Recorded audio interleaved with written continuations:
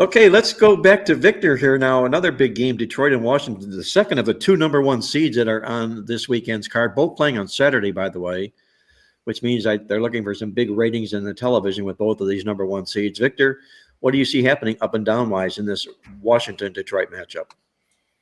Well, obviously, it's one of the biggest storylines of the entire weekend. Is this extremely high over/under line in the Lions Washington Commanders game? Open 54 and a half. It's been bet up to 55. There's even 55s as we speak. We wouldn't be surprised if the line continues to go up. So again, big storyline, 55 and a half. That's where I started my database querying. Is I went into our NFL playoff database. I took a look at NFL playoff games with a line of 55 or higher. Going back to 1999, they've gone 9 overs. They've gone 7 unders in these games. Again, 55 or higher. Now, recently, it's skewing slightly lower in the last 6 of those games. 2 overs, 4 unders. But here's what the interesting thing is: when the home team is favored in these games, the over numbers are actually pretty good. Another interesting aspect about this game is the fact that it's one of those rare indoor games this weekend. It's the only indoor game of the weekend. So we go to our playoff dome database. And there was a period there from 2019 to 2022, a 4-year period in which the 12 dome playoff games went 1 over, 11 unders. They were extremely low scoring during that 4-year period. However, in the last 2 seasons, there's been 6 dome playoff games. 5 of those games have ended up going over. Only 1 has gone under. So there's been a recent pattern. Last just couple of seasons when these games have been a little bit higher scoring than people think. You know, based on the current line of 9.5 and 55.5, the implied score is Detroit 32.5, Washington 23.0. So we always look at the implied score as well because we ask ourselves, well, let's see, Detroit 32 points, 32.5 is their implied score. That's a dead number. They're not going to score 32. Well, are they more likely to score 30 or 31? Are they more likely to score maybe 35, 38? They've even cracked 40 points. What's more likely to happen is what you want to ask yourself in regards to the Lions. Same thing with Washington. They have an implied score of 23.0 points. That's kind of a dead number as well. Doesn't happen very often. Are they more likely to score 20 or 21? Are they more likely to score 24 to 27 points? I think this is one of those 4 games in which there should be some points in the game. Yeah, we lost 2 weeks ago when Detroit hosted Minnesota in that final regular season game of the year. But take a look at Detroit's numbers at home. They've been the best home indoor over team easily over the last 5 years. I'm not going to be touching the side. I lean toward Washington, but I think we could have a very, very exciting shootout here, and I'm going to have some sort of action on the over. A little bit of action on the over, Victor, in the Detroit Washington Redskin football matchup. Jim Feist, what's your take? How do you see this game shaking down? Well, first of all, the stats you had on home underdogs in the next round, I'm still picking myself up off the floor. That's pretty incredible. The Washington, they beat Tampa last week. It was the fumble at the end. Baker made a mistake, and it cost him the game. You can't take anything away from Quinn, what he's doing there, the new ownership. The play of Daniels has been incredible. They have talent. They got a lot of weapons. That's a very good team, and it's going to get nothing but better. Next year, they're going to be a force. They're not that they're not a force now, but Detroit is a different animal. This is arguably, a lot of people thought this was the best team in football until they started to get the defensive injuries. They've had some time to heal up. They've been getting players back. They've now had the bye week. Dan Campbell's not going to take his foot off the gas, but he could slow them down. And that is very possible. There's going to be a lot of pressure. We saw what they did with Darnold. Daniels handles pressure better than Darnold does, for sure. But 55 is too big a number for me to go. I'm not going to try to go over that. It could easily Detroit could get a big lead and just slow them down. And with their running game and their offensive line, which they have one of the best, they could easily do that and keep the ball away, play keep away, because they got other games coming up. They're going to be tough. So I'm not going to try to go over that number. It's just a big number. I like the favorite. I don't think Washington's going to be able to stay with them. I think the way that Detroit plays at home, they're a mean machine at home. And Washington accomplished a lot last week, just like Houston accomplished a lot last week. But sometimes when you do that, that's what you wanted to do. And this is a different animal. Detroit's a different animal at home. They're mean. Campbell doesn't stop. He puts a lot of pressure on you. Their defensive coordinator is very, very good. Their offensive coordinator is very, very good. I think it's a mismatch in a lot of ways, and I favor the favorite. Now, let me talk a little bit about, we haven't spoken about this, but there's a thing called a teaser. And Kansas City and the Lions, in an optimal teaser situation, taking it down under 3, because they're both teaser protected.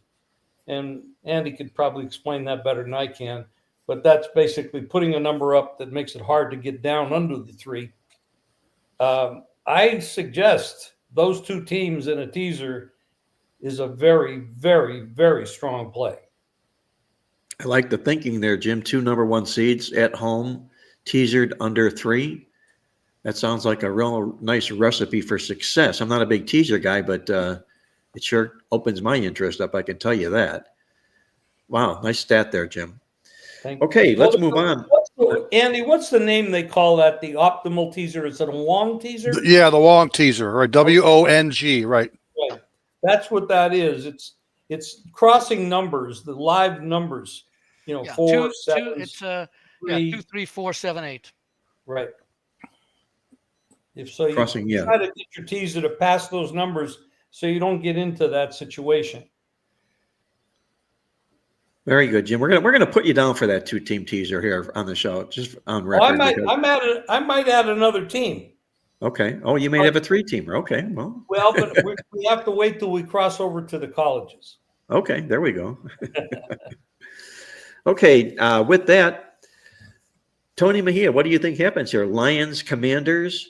Does Washington continue its winning ways? Does Detroit take advantage of the week of rest and make amends for the egg they have in their face from the calls that Campbell made last year, denying him a chance to get to the Super Bowl? How do you see this game coming down? One thing I'll say I'm not doing is writing off Washington as young or just because they're on the road. 6-3 on the road this season, counting the Bucs win, which was a revenge game because their first road game of the season, Daniel's debut, came in Tampa. And so we saw the growth from him. And everybody's going to rightfully harp on the Baker Mayfield turnover late. But the fact that Baker, I think, had 2 incompletions in that game, maybe 3, and was so efficient, and Washington was still able to win that game. I think it speaks highly of Daniels and Daniels' ability to perform anywhere you put him. The 2 of the road losses for Washington this season came in tight games, 1-score games against Philly and Baltimore, both regional rivals and huge games for that franchise.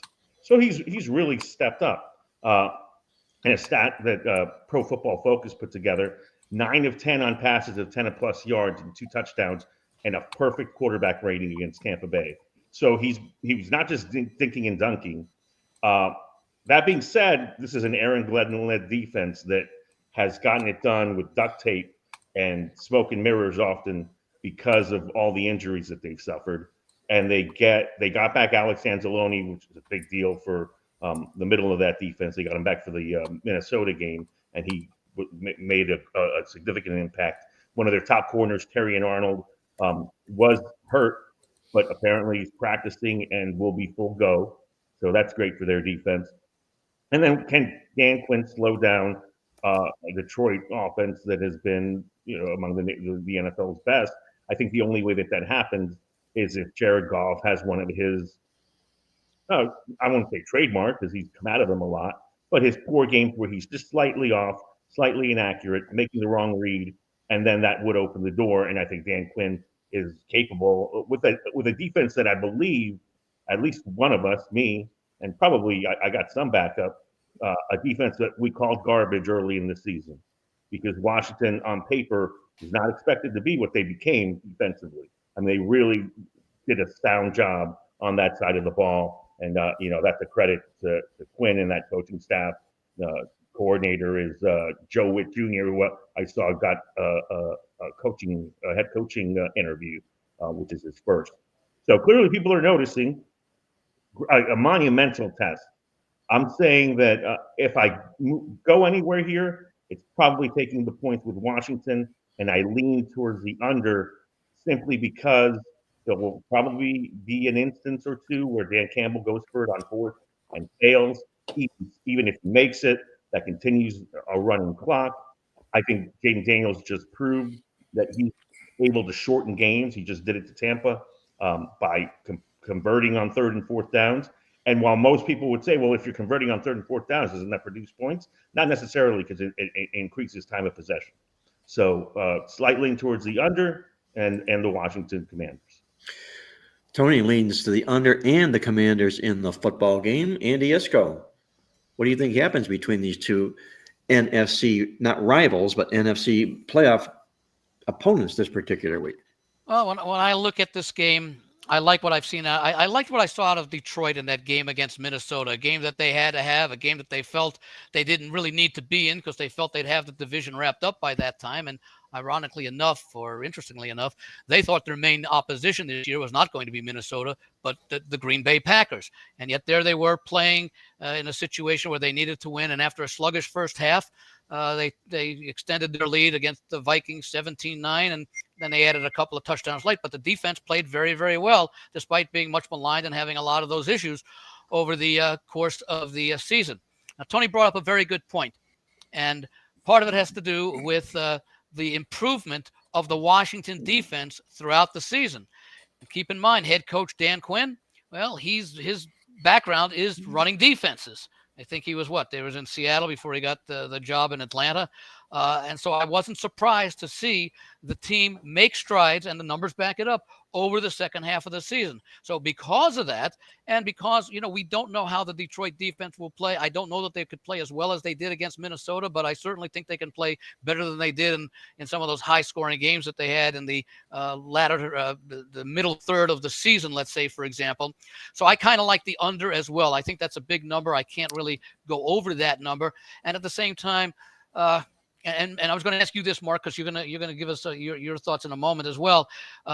We talked about teams that win, the very few teams that win with road quarterbacks in their first playoff game, how those teams do in the following week, the second round of the playoffs. I'd have to think, but it's a very small database, but I'd have to think it's not very good. And we could see that out of Jalen Daniels struggling this week after having had great success last week. So I'd be inclined to do what Jim accurately says is a very dangerous not parlay, but not playing it as a parlay, but the combination of laying points and playing the under, because there's a lot of room for that game to stay under, especially if Detroit's defense plays well enough and frustrates the Commanders. I don't have the stats on that, Andy. We don't. The only quarterback stats that I have are ones that we create a base of stats from. Our database does not go in and ferret and look for it and find it. But what I do know is that rookie quarterbacks are just 5-16 outright on the road in the playoffs. They were 4-16 until Daniels won his football game last week. So, he put a little dent, per se, in that number, Actually, 4-15 before last week, because Bo Nix fit into the losing category. Exactly. Bo Nix was on the road and he lost, so he contributes to that 5-16 number as well. Exactly. Greg DePalma, Which way are you going in this game? Are you looking at a money line possibility here in this game? No, not at all. Okay. I'm Good. I'm going to go big on Detroit. I can buy a little bit that Washington's defense is playing better, but they haven't played a team like Detroit's offense during this stretch. And Detroit's offense is going to score at will. I don't have any doubt about that. It's up to Washington and Jaden Daniels to keep up with them. And we're going to find out. I know it was a big defensive effort against Minnesota. I know Anzalone's back. But again, still no Hutchinson, still no McNeil, still no Carlton Davis, and they're not coming back. So we're going to find out, was that Minnesota game just a game? And we saw Minnesota the very next game did not play well either. So was that just, great strategy by Aaron Glenn? Rams, Shula picked it up and played the same D, and they found a way to beat the Minnesota Vikings, whatever. Or was it just, again, a situation where Detroit is now all of a sudden finding their groove again defensively? And we'll see. I'm still not going to back Detroit to win the Super Bowl, but at this point, I still think they're clear NFC champs, and I don't think they're going to struggle too much here. So I think it's time for Jaden Daniels, as much as I've loved him, as you know, for as long as we've been talking about him.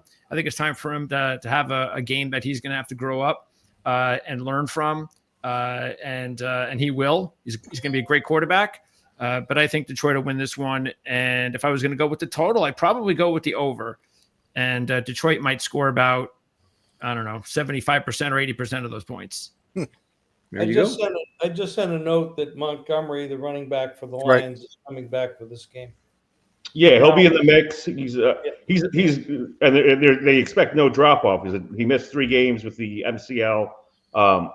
He's minus 165 to score a touchdown, so you get no breaks on TD props from him. And One And thing he was that- written off as a season-ending injury too, guys. I don't Yeah, know. it was. Dan Campbell did say many weeks ago, and I don't remember when it was, because we have injuries on defense, we have to win our games with our offense. So we have to stay on the field longer. And that's what he did in a couple of games. We did see him do things to not give the ball back to the other side. But then, and since then, the defense has gotten a little bit better. And Or just some one of the game. players Just come one back. game. So One it's game. kind of like he's playing defense with his offense. It also points out to the under. If Montgomery is there, it splits up and likely increases the total number of carries that the two backs will get than if Montgomery wasn't there. So again, that does help to, maybe it less. What was it? I think it was in the Charger game last week. There were like maybe 6 possessions in the entire first half, which is like incredibly low. But I Right. think that's exactly what happens if you have the 2 running backs back there now. That yes, it takes pressure off it takes pressure off the defense because the offense is out there longer, and if the offense is out there longer, it's going to lessen the number of possessions in the game. Well, guys, I'm going to throw this into the ring here and say I think both number 1 seeds are going to win in advance comfortably this weekend. And there's a little bit of a flavor here to Washington that was also the same type of flavor that was against Houston in the game, in that they were a wild card underdog winner, not home dog, but an underdog winner. And if those underdog winners from the wild card round were a feeble team the previous year, they'd won 5 or fewer games, as Washington did. These teams in the role of Washington this week are 0-15 straight up and 3-12 against the spread as road dogs. All right. So, if you want to Let me make ask, excuse me, Mark, yes. have you done a breakdown as to being like a 3 or 4 point road dog versus being almost a double-digit road dog? Because clearly at this point of the season, this Washington team is not resembling the Washington team that was bad last year. So maybe the point spread is a lot lower now than it might, and which is still pretty high, but they've had the kind of success. So I'm just wondering if that great record against these road underdogs takes into account, say, under or over 7 points. Well, that's a good point, Andy, but I think with the few results that there are, just 15, I don't really kind of tear them down too much, because what am I going to find? 1-6, 1-7, maybe 1-8. All I know is you don't expect Washington to win in this particular role, because since 1981, no one has in this particular role. What Washington did last week was absolutely phenomenal headline making here. They won their first playoff game, Washington did, since 2006. And Jaden Daniels was 6 years old at the time Washington won that playoff game. That's what he's meant to this football team coming into this particular contest here. And tearing up the Pee Wee League he was playing in at that time. I'm sure he was. He probably had a pro scout or two watching him do just that as well, Andy. The other quirky thing that I came across this week is the last 5 wins by Washington have all been on the final play from scrimmage of the game. Talk about taking games down to the wire. If they put themselves in a position to do just that, obviously the spread's going to be really, really good for Washington here. I don't think this game's going to come down to a last possession for Washington, though. I think Dan Campbell has got a lot of egg to wipe off his face for those puzzling 4th down calls he made before. We're going to talk this story to death until he can overturn that. And look at Detroit this year. 14-2, 11-4-1 to the spread. You know, they were a strong team on the scoreboard, and they were also a strong team against the number here too. I like Detroit in this football game. I think Kansas City and Detroit advance as a pair of number 1s on this weekend and on Saturday as well.